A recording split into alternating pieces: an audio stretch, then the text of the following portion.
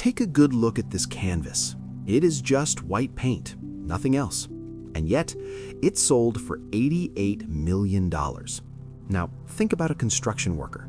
If he breaks his back every single day from age 18 to 65, he might earn $2 million total. The critics will tell you this masterpiece challenges the concept of emptiness. The billionaire buyer will tell you it touches his soul. That is absolute malarkey. They did not buy it for the art. They bought it because it is light. It is easier to ship than gold, it is less regulated than cash, and unlike Bitcoin, it leaves absolutely zero digital footprint. This is not a painting. It is a blank check that can breeze through airport security without a single question asked. This video will not teach you how to appreciate art.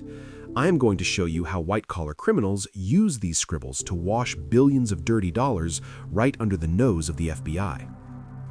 The global art market moves roughly $65 billion every single year.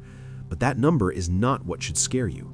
What should scare you is that this is the single largest unregulated legal market on the planet. Think about that for a second. If you buy a share of Apple stock, the SEC is watching you. If you buy a house, the government knows exactly who you are and where the money came from. But in the art world, it is a black hole. No names, no transparency, just anonymous shell companies wiring millions to other anonymous shell companies. So you have to ask yourself, why now?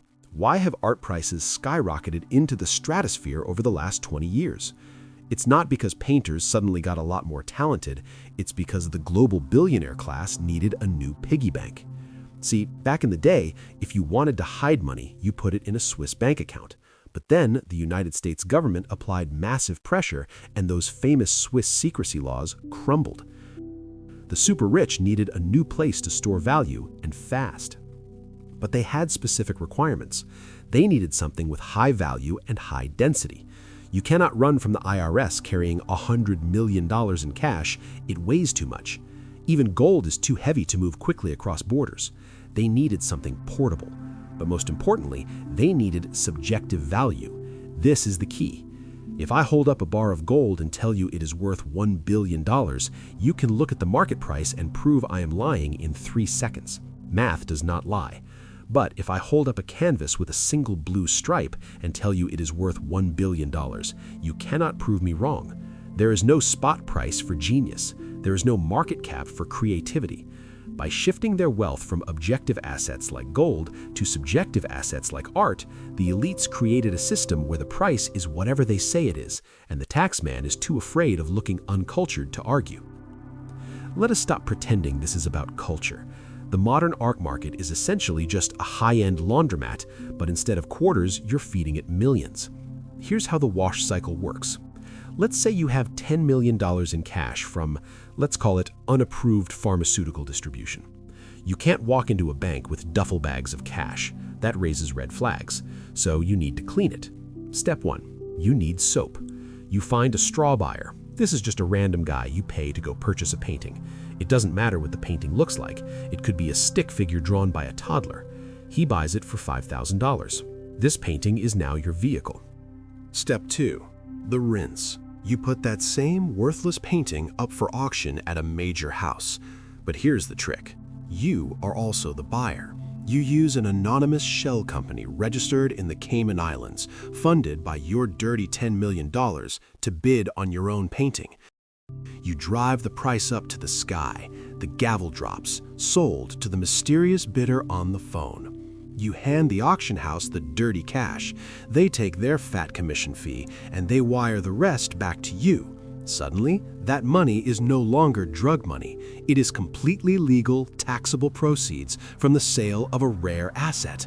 Congratulations, you just turned illegal cash into a legitimate business transaction. And the best part?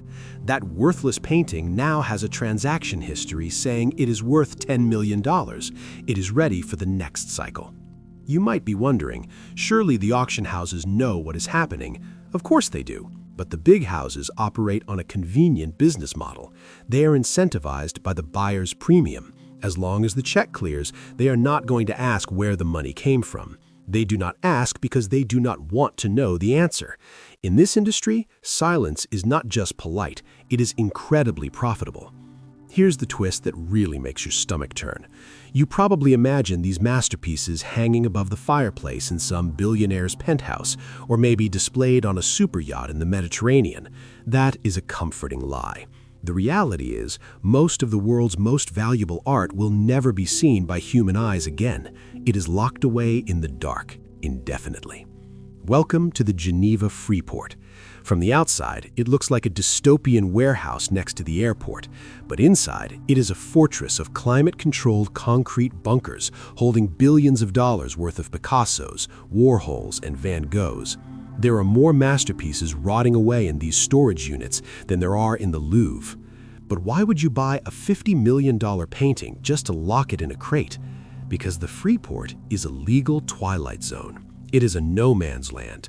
When a painting is shipped from a private jet directly into the Freeport, legally speaking, it has not entered Switzerland. It is considered in transit.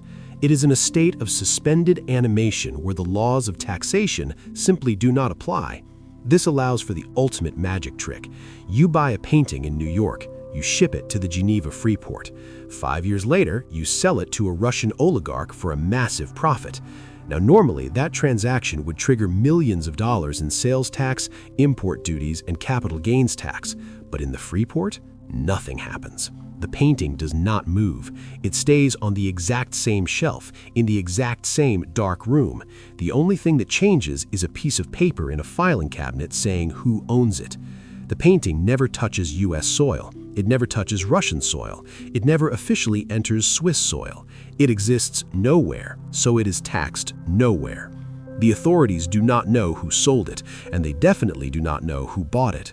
This is not art storage. It is a shadow bank. It is a reserve currency for the ultra-wealthy, where the bills are made of canvas and oil paint, and the vault is a duty-free zone that creates a black hole in the global financial system. They have turned human creativity into a bearer bond that nobody can trace. So maybe you're not a drug lord. Maybe you're just a regular American billionaire who loves two things: art and paying absolutely zero taxes. For the clean money crowd, the art market offers a loophole so big you could drive a truck through it. It's called the charitable donation scheme. Here is the playbook. You buy a nice painting for $1 million. You hang on to it for a few years. Then you call up a friend. Let us call him the appraiser. He looks at your painting, rubs his chin, and says, "This is a masterpiece. It is now worth $10 million. Is it really?" Who cares? Remember, value is subjective. Since there is no blue book value for art, the IRS just has to take his word for it. Now, you do not sell the painting. If you sold it, you would have to pay taxes on the profit. Instead, you donate it to a museum. You are such a generous philanthropist. Because you are such a good person, the government lets you write off the full current market value against your income. That is a $10 million deduction. At the top tax bracket, you just saved yourself about $4 million in cold, hard cash. Do the math. You spent $1 million. You saved $4 million. You literally made a $3 million profit by giving something away.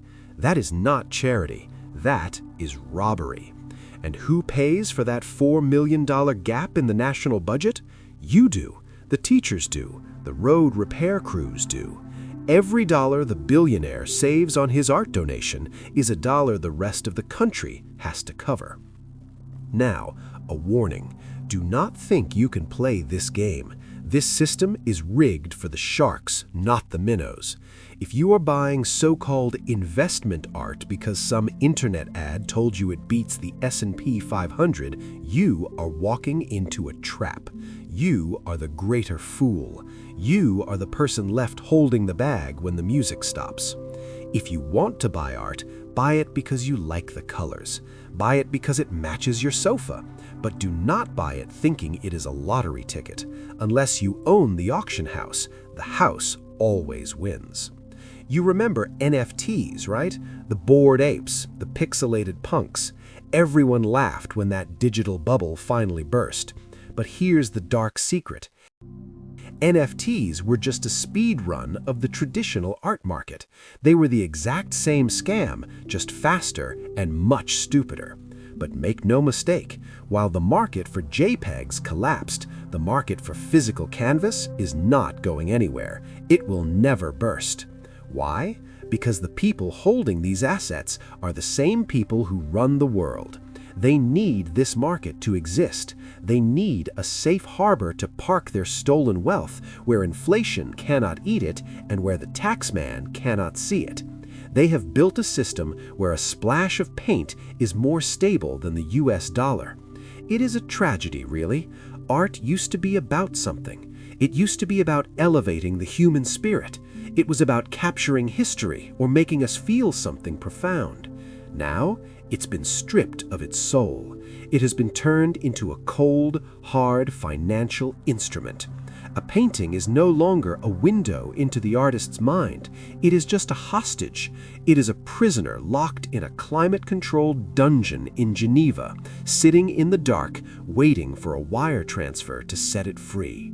We killed the beauty, and we replaced it with liquidity. That white painting I showed you at the start, the market says it's worth $88 million. But the knowledge I just gave you, that is priceless.